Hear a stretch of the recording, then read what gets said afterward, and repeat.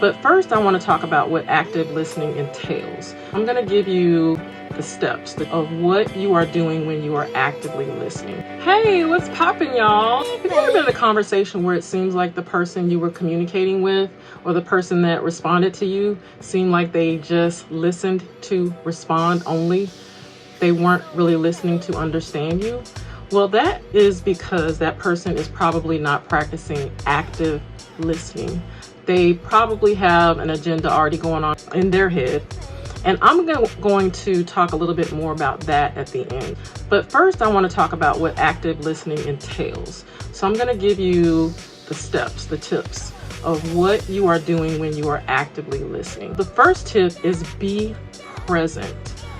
Are you giving that person your full attention? The person who is speaking with you or to you, however you want to define it. I prefer to say with you, but the person who is speaking to you.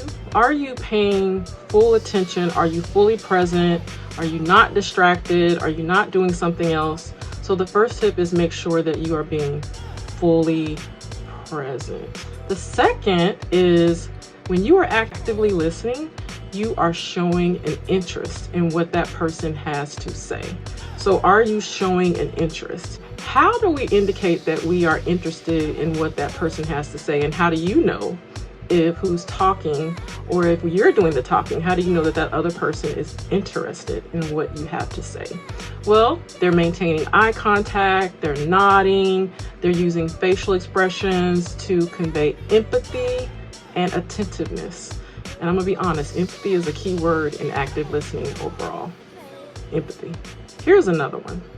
Are they asking questions? So after they have heard you, like meaning the sound went in their ears and into their brain, after they have heard you, are they asking you questions about what you just said? Are they asking you open-ended questions to clarify the information that you have just shared with them?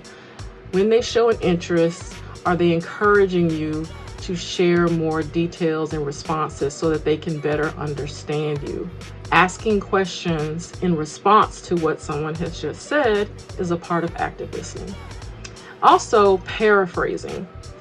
When you are actively listening to someone and you have taken in, you have heard what they said, it went into your ears, make sure that you respond by paraphrasing what you just heard. And the reason why you don't want to repeat it verbatim is because that doesn't show the person who was just speaking that you understood. So by paraphrasing, you're giving your perception of what you just heard that person say. Okay?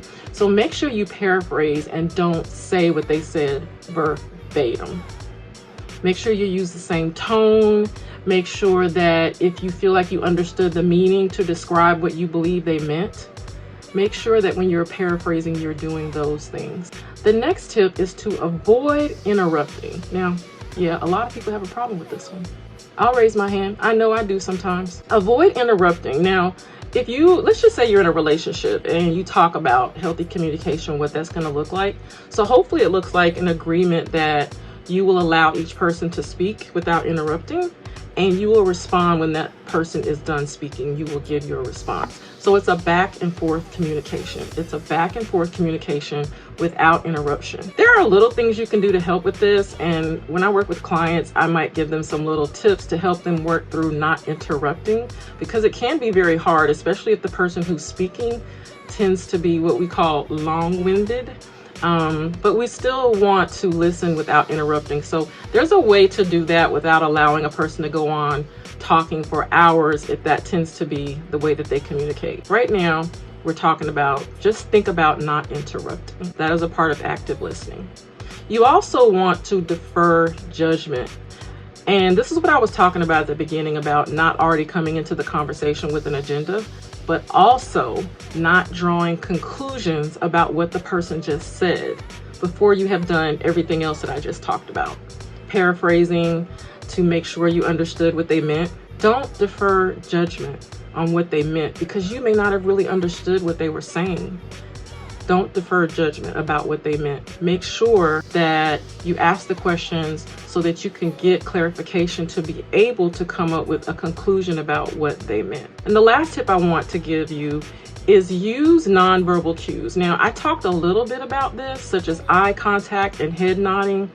So that is a part of using nonverbal cues, and it is very important because that person will know that you are paying attention to them. That person will know that you are fully present when you use nonverbal cues. So make sure that when you are actively listening, you are using nonverbal cues. It conveys empathy. It conveys the fact that you are attentive, such as nodding your head, making eye contact. You may even tilt your head when you are listening more attentively. You might even put your hand up under your chin when you're listening attentively. The fact that you are attentive, it conveys the fact that you care to listen. The fact that you care to listen in the first place. If you don't care to listen, if you don't care to understand, then you're probably not going to be able to do active listening, and you may not even want to do active listening. So let me get to the other part, because this is where a lot of people want to talk about what the problem is. Because when they talk, they feel like the person that they're talking to is listening to respond. And the truth is, they very well may be. They may already have an agenda in their head. They may have a misunderstanding that they're not really working to have clarity on. So they come with a preconceived agenda. And when you start talking, that agenda is in their head. So as they partially listen to what you're saying, and they do respond, because they're listening to respond, they're not listening to understand, they're going to insert things that have to do with supporting their agenda. They're going to insert words when they respond to you that have to do with supporting their agenda. They're not going to respond in a way that lets you know that they're trying to understand. We can disagree. We can disagree. We disagree with people all the time, especially in relationships. But it's the way that you disagree, and it's the way that you come to an understanding. And active listening is a very important part of coming to an understanding and being able to have healthy communication. So for example, this one's kind of on my mind today, so I'll use this as an example. I don't typically use clients as examples because I consider therapy to be a very sacred space. So I don't want someone to ever see my video and think, oh my gosh, Elena is talking about me. So I will more than likely use myself as an example. And if you want to know in therapy, when a therapist does this, if they know how to do it correctly, it's called therapeutic personal disclosure. I've also heard it called therapeutic disclosure, but I like to call it therapeutic personal disclosure. I'm going to use an example. So y'all, I actually got this example from a friend of mine, which she shared with me during one of our conversations, and it has to do with a situation that she had with a gentleman. And I thought it would be a great example to demonstrate what active listening does not look like, and as a way to share what it should look like. I'm going to use an example. So let's just say I say something to the person I'm talking to, like, I don't compete with women.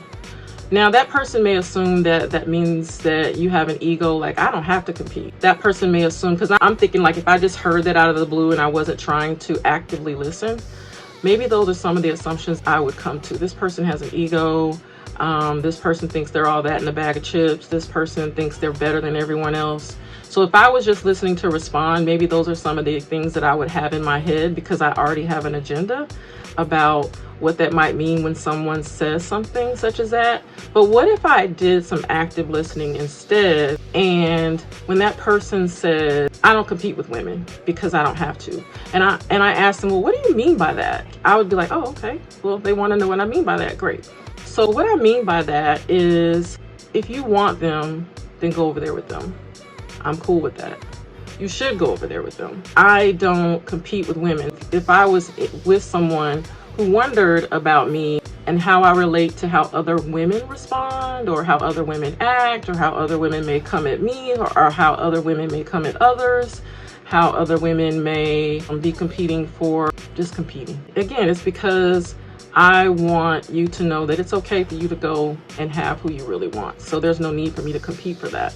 But you wouldn't know that if you don't ask the questions, if you don't repeat and paraphrase what I may have said. If you don't take the time or don't care to want to know, then you may not know that that's what that meant, is what's important for active listening. If a person doesn't care to want to know, they're just not going to be able to actively listen. In the moment, when a person is just listening to respond, we can say that they're probably not wanting to understand. I hope that these active listening tips were helpful to you. I'm going to repeat the headings really quickly to remind you of what I just said. And remember, you can always replay this video if you want more information, if you want to capture the information. So the first one is be present when you are the listener, and I'm speaking as the listener. Be present. The second is to show an interest. The third is to ask questions. Fourth, be sure to paraphrase. Don't repeat, paraphrase. Next is avoid interrupting. As hard as it is, avoid interrupting while that person is speaking to you. Then I want you to defer judgment. Don't go into the conversation with an agenda. Don't go into the conversation with a conclusion you've already drawn. Also, don't listen and automatically draw a conclusion. It's the most important part of this, as far as not deferring judgment. And lastly, make sure you're using nonverbal cues such as nodding your head, making eye contact. You may even tilt your head when you are listening more attentively. You might even put your hand up under your chin when you're listening attentively. But however you are when you are being fully present and showing that through nonverbal cues, make sure you're doing that when you're active listening, so that person knows that they are being listened to and that you want to understand. That's active listening. So let's work on listening to understand and not just listening to respond.